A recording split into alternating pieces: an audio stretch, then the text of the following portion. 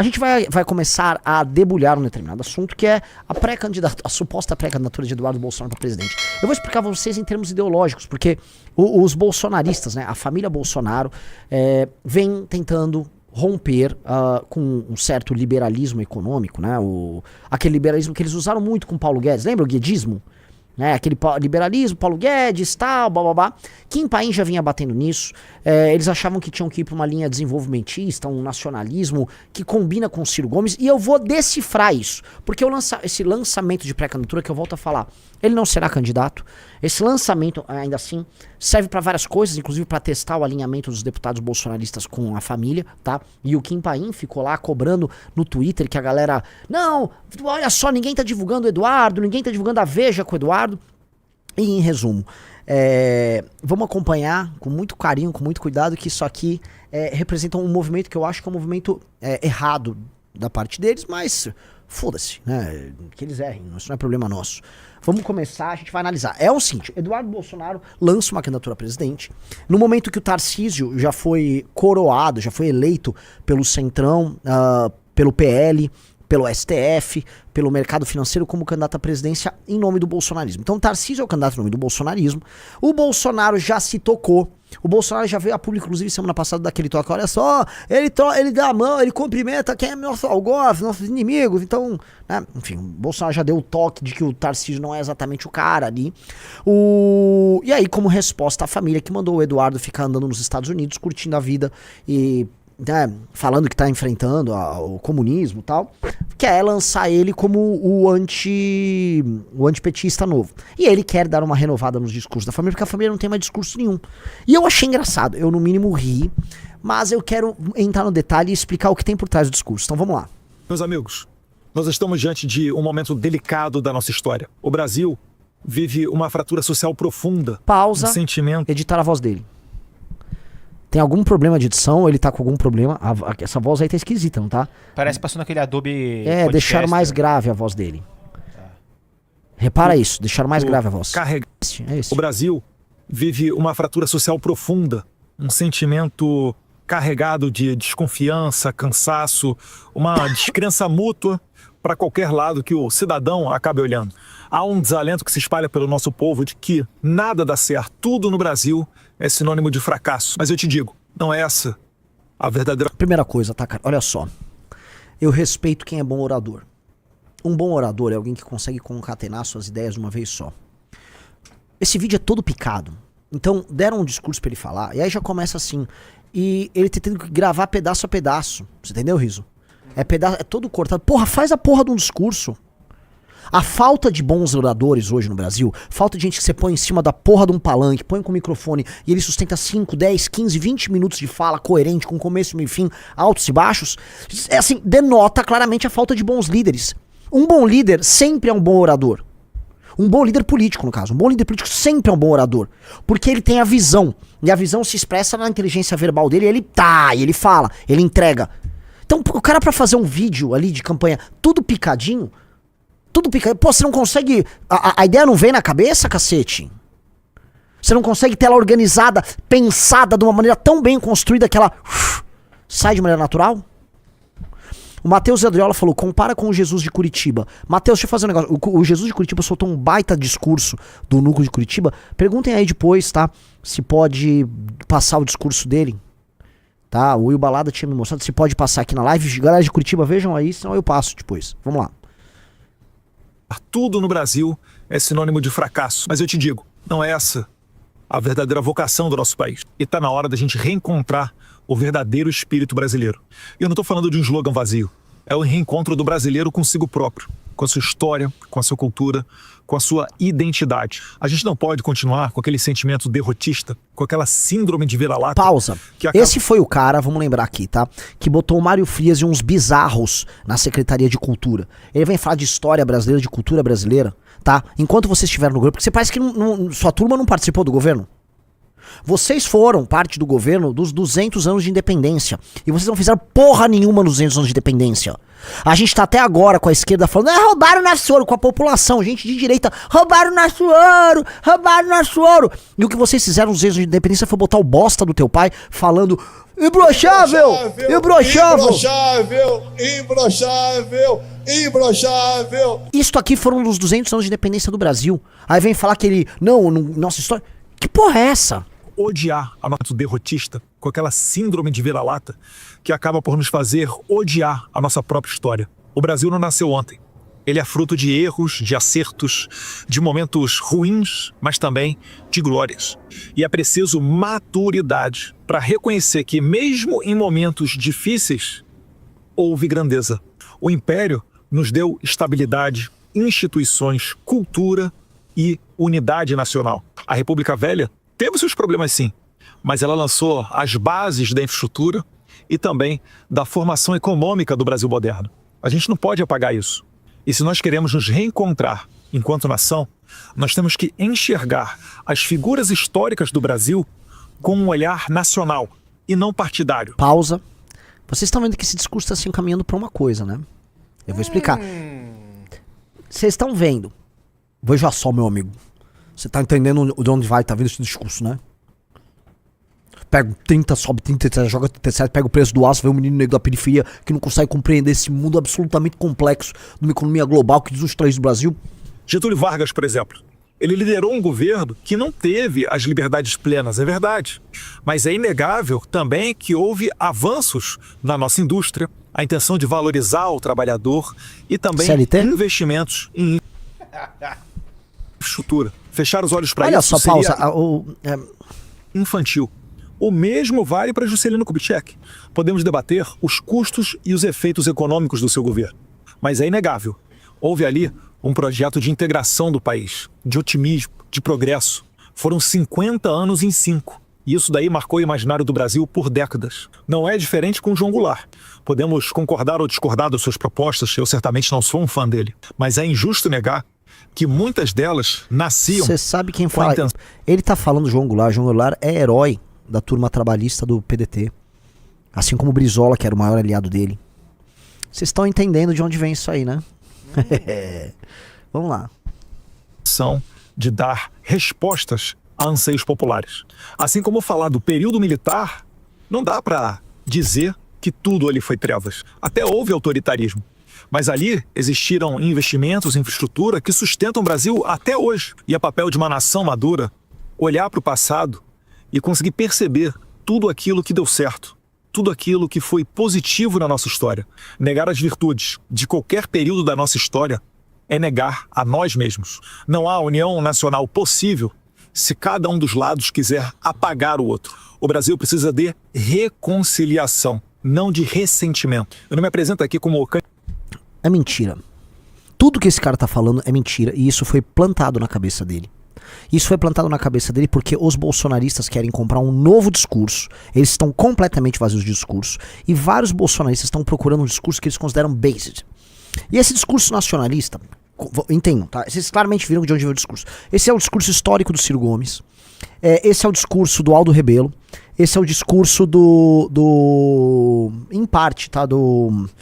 Ai meu Deus, aquele cara tava nos Estados Unidos lá, que a gente até entrevistou na Valete, o Ricardo entrevistou ele, Mangabeira Unger.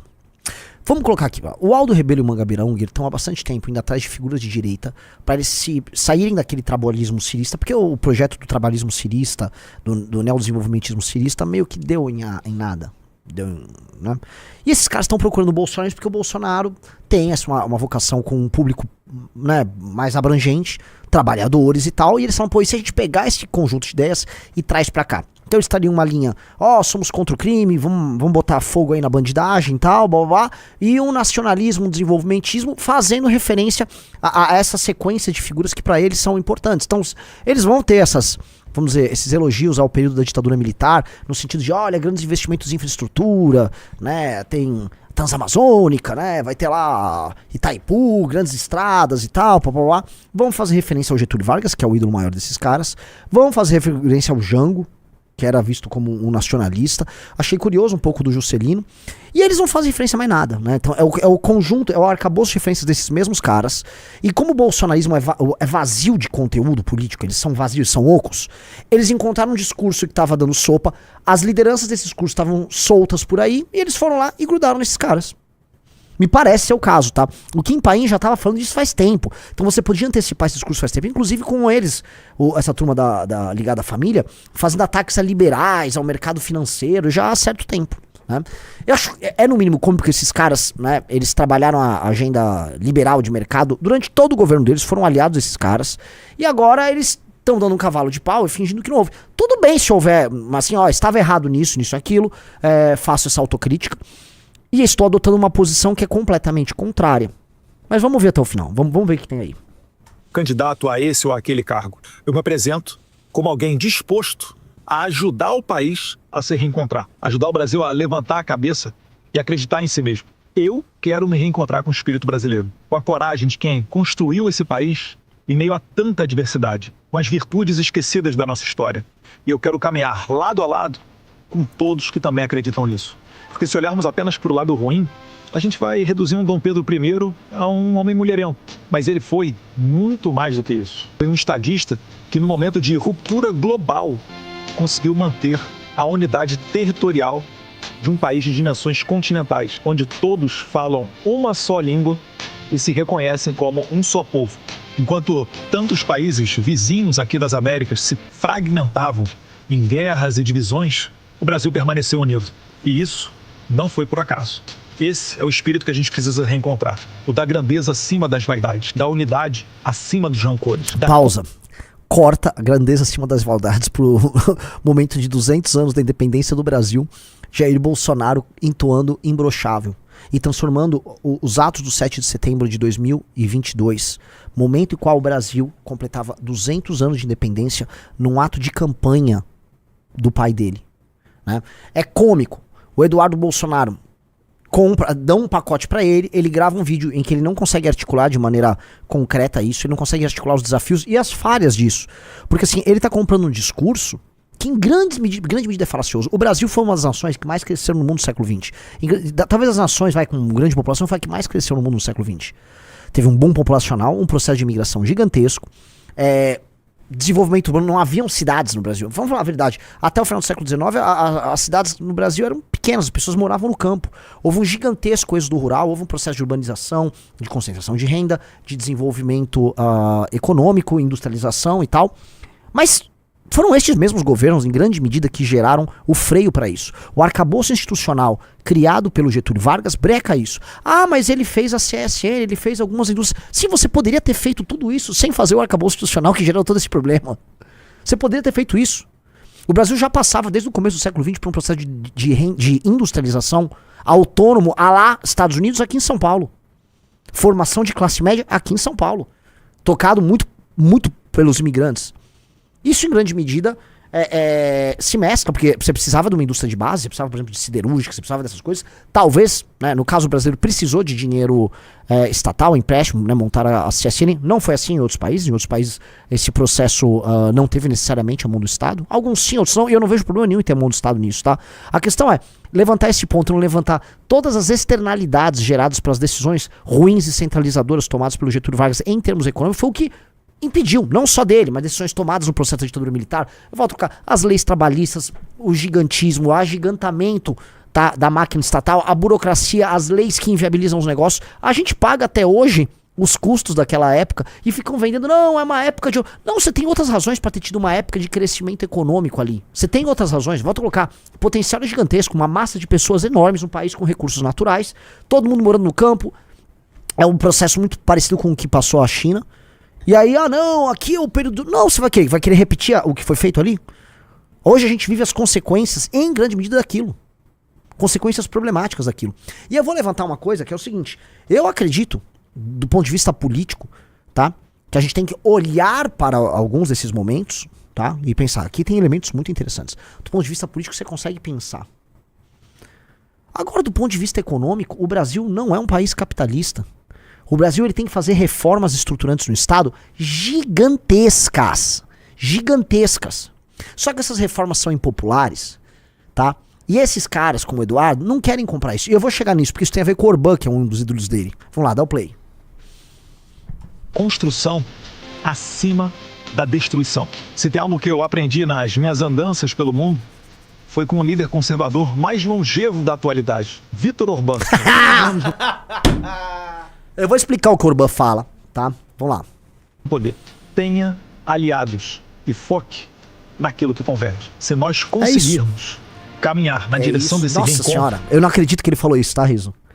Ele não falou isso, porque eu não tinha visto esse discurso, eu tinha visto o começo e falei, bota aí, a gente vai reagir até o fim. Que legal que ele citou isso. Vamos lá, dá um play.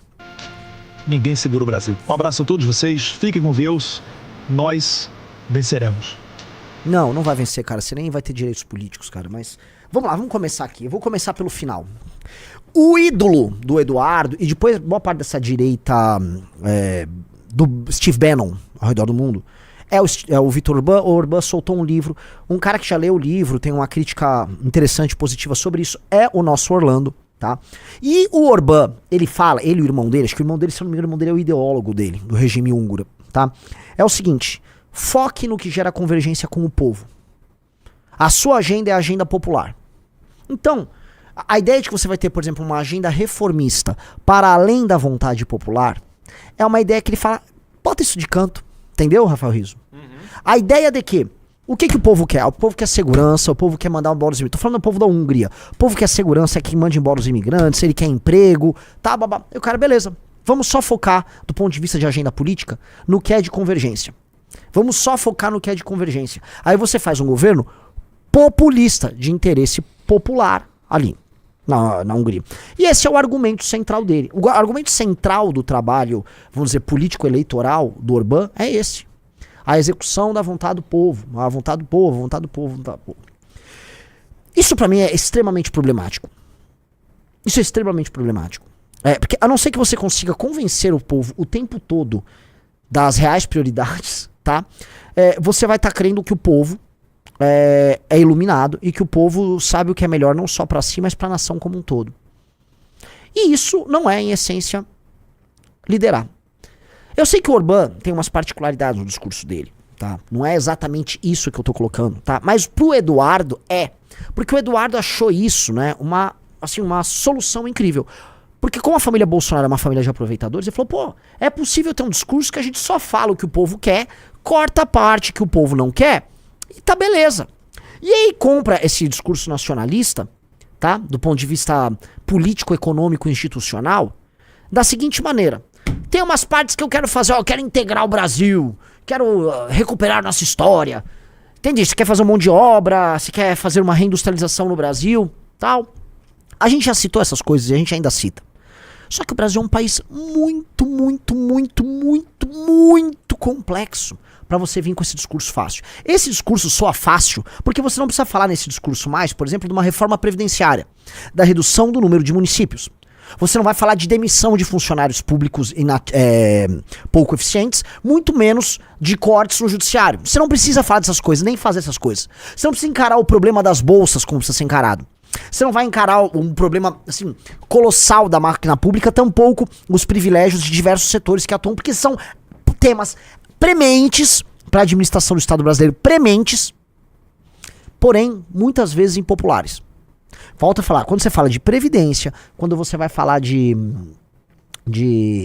gastos com o judiciário, quando você vai falar de Bolsa Família e auxílios de toda sorte, você está falando de temas que são impopulares, são complicados de tocar.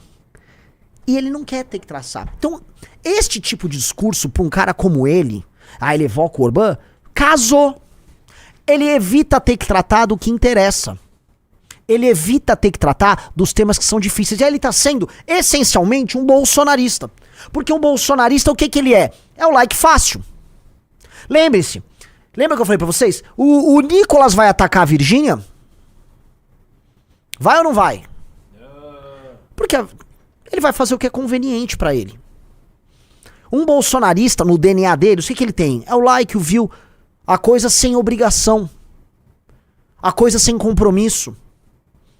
Então não tem compromisso com o Brasil. O que tem é o seguinte, ele faz uma leitura bolsonarista do Orbán. Então tem uma leitura bolsonarista do Orbán. É o que converge. Traz, cisca pra dentro, traz o que converge. Ô Eduardo, é literalmente o que qualquer político do Centrão no Brasil faz. É literalmente, vou pegar um discurso, contrato um marqueteiro, né? O marqueteiro vai e faz Ele prepara um pack discursivo ali em cima do que é convergente com várias classes sociais, busca um determinado público, determinado eleitor, atinge o que precisa, não machuca o que precisa machucar e fala qualquer coisa. Daí surge aqueles candidatos genéricos, educação, saúde. Ele tá fazendo isso dentro de um novo prisma, porque ele precisa ter uma cor ideológica, porque ele é de direita, né? E ele quer aproveitar uma direita pós-liberal, com um discurso nacionalista, porque foi, pros Estados Unidos, e vê o Trump lá brincando de tarifas e falando em reindustrialização, vê a experiência do Orbán, vê os amigos direitistas dele falando isso, e falou, pronto, eu vou me ligar com uma turma que tava ligada ao Ciro Gomes, tá? Cito ali o Aldo, etc, toda essa galera, puxa esse discurso nacionalista dentro de uma lógica de direita, jogo pra cá e vem. O problema, assim, a gente já conversou com todas essas pessoas, a gente conhece toda essa galera, entendeu?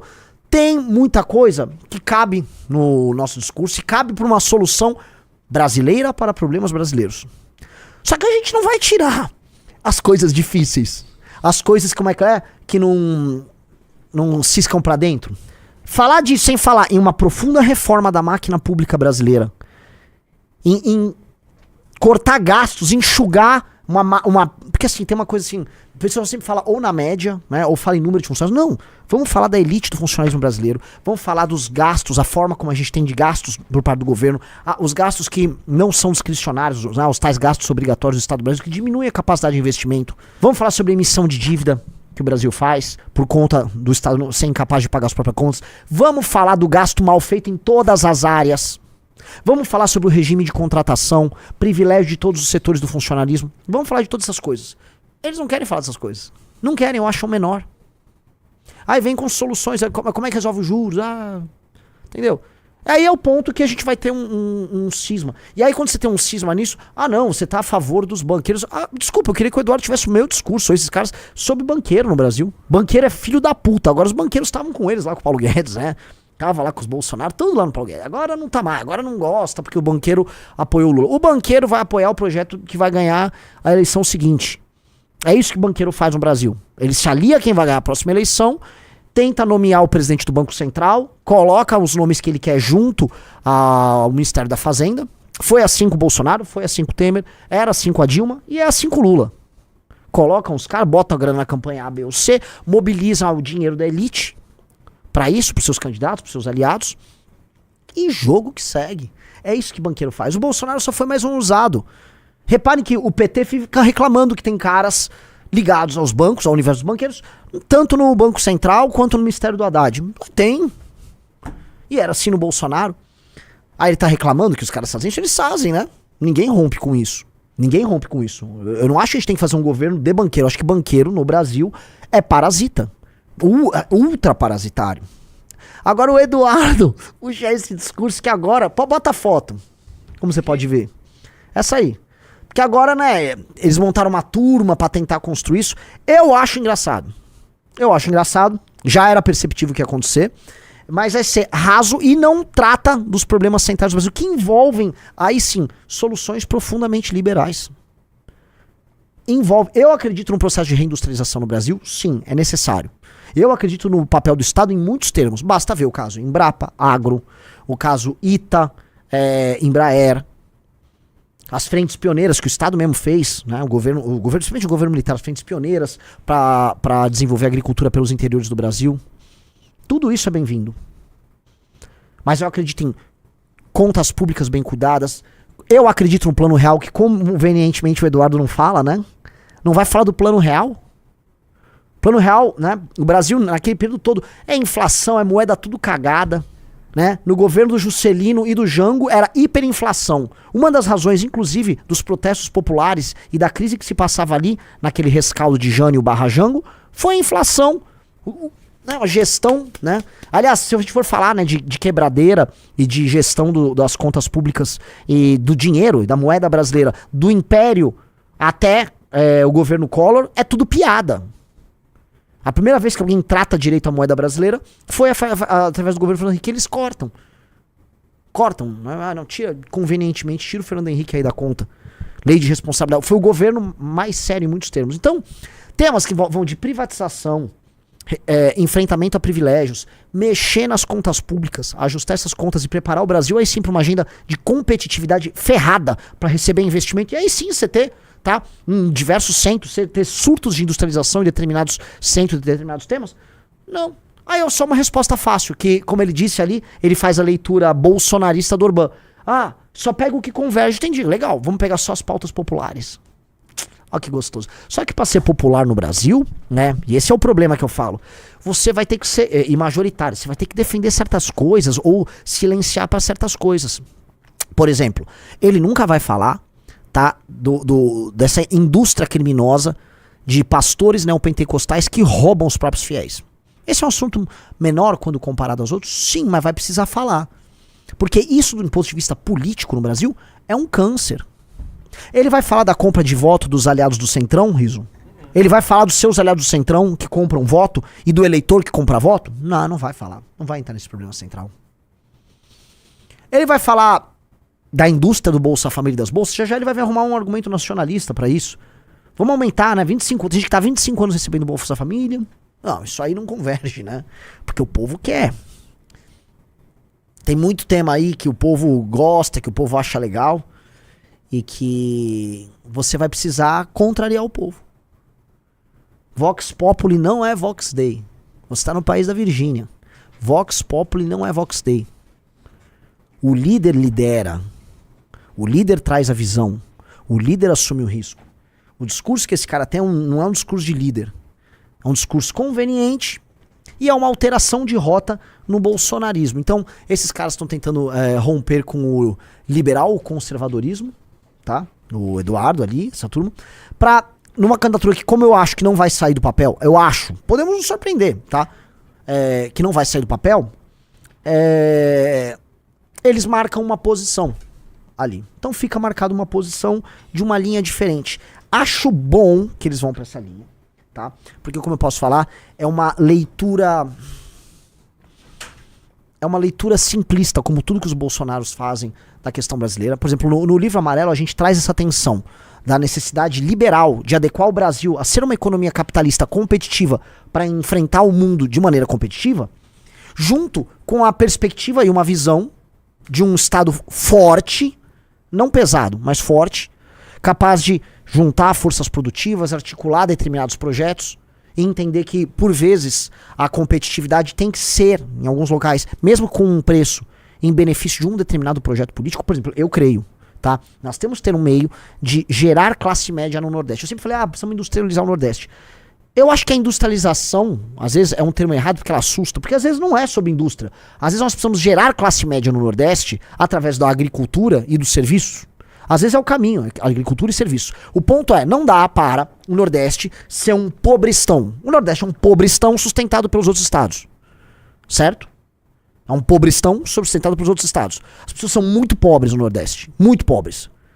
Né? Tem estados inteiros no Nordeste em que tem mais gente numa informalidade misturada com benefícios do governo com gente. E aí, e os outros estados mandando dinheiro.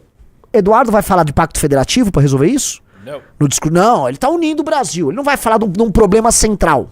Na prática o Brasil está num estágio histórico de, vamos botar aqui bem entre aspas, de implementação do seu próprio capitalismo tão atrasado que a gente nem sequer pode fazer uma leitura que a turma dos Estados Unidos faz sobre o próprio caso, porque eles partem de um ponto histórico diferente do nosso. Eles podem tentar sonhar em fazer uma inflexão à la China, como eu vejo alguns deles falando em industrialização dos Estados Unidos, quarta revolução industrial, obrigar a Apple a produzir os iPhones nos Estados Unidos, tá? Porque, cara, os Estados Unidos, ele tem um arcabouço legal e uma mentalidade pró-negócios que vai desde as micro-relações entre uma loja e outra, até as grandes legislações que eles têm ali, que às vezes são nenhuma grande legislação, é apenas a ausência de legislação sobre o tema, a ausência de regulamentação em diversos temas.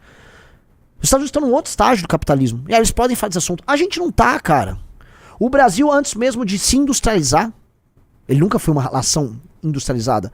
Ele já criou todas as regulamentações possíveis. Já elegeu seus amigos do rei, todos os seus campeões nacionais, há muito tempo atrás. Já criou todas as burocracias possíveis e imagináveis.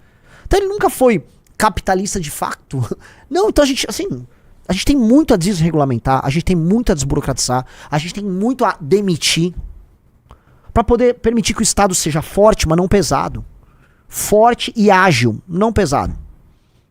Agora, não é isso que o nosso amigo tá falando.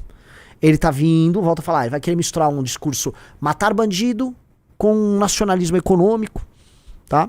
E essa vem sendo a linha que esses caras vão querer pegar. Acho engraçado. Agora, é muito bom porque eles estão muitos passos atrás do que a gente vem fazendo no Livro Amarelo. Que lá a gente vem tentando conciliar essa questão profundamente nacional, profundamente latino-americana, tá? Da hiperburocratização, de uma coisa caudilhista, da adequação de um patrimonialismo a uma necessidade de uma sociedade capitalista, que foi algo que aconteceu no século XX de maneira troncha em todos os países da América Latina. Você pega o caso chileno, que eles, né, através de uma ditadura, eles impuseram um regime de mercado ali e eles se tornaram, gostem ou não do modelo chileno, uma sociedade desenvolvida na América do Sul. Você pega o que o Milei tá fazendo na Argentina, é uma linha completamente contrária. Eu achei até engraçado. Na Argentina é outra linha, é completamente diferente. Né? Então, acho... Um cara botou, faça um treino intenso de calistenia no Brasil. É isso, XJ. O Brasil tem que ser como se fosse um Khabib Nurmagomedov, sabe? Um cara forte, ágil, leve. É isso que a gente precisa ser. O Estado do Brasil precisa ser forte, ágil e leve. Não pesado, gordo, mastodôntico, ineficiente, viciado. Que é isso que o Estado brasileiro é.